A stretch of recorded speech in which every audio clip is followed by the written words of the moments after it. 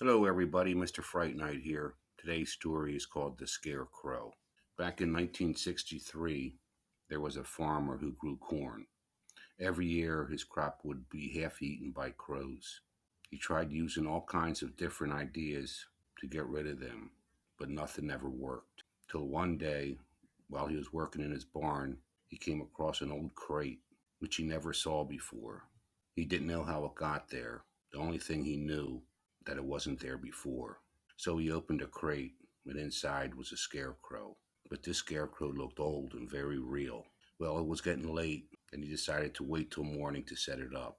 The next morning, he went to the barn.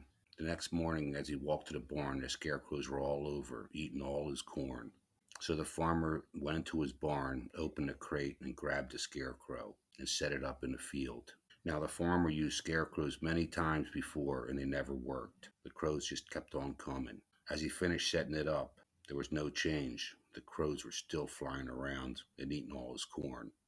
This went on all day, but as he woke up the next morning, there was silence. He didn't hear any crows as he looked out his bedroom window. The farmer couldn't believe his eyes.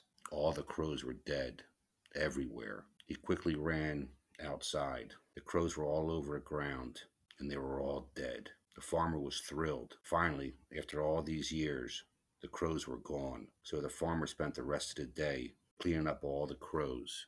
As days went by, there was a still in the air. He noticed that the scarecrow that he put in the field was moved. He asked his son if he moved it. He said no. He asked his wife if she moved it. She said no.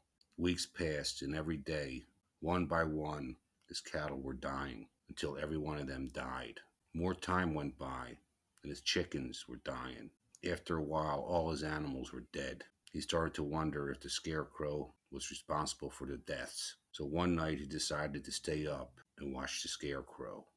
Hours went by, and nothing happened. Then 3 a.m. came around, and sure enough, he witnessed the scarecrow raising its head, looking around, and jumping off the wooden stake that was holding him up.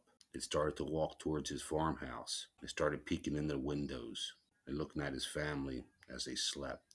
Fearing that the scarecrow was going to harm them, the farmer was convinced it was a demon and it had to go. Slowly, the farmer snuck up behind the scarecrow and cut its head off with a sickle.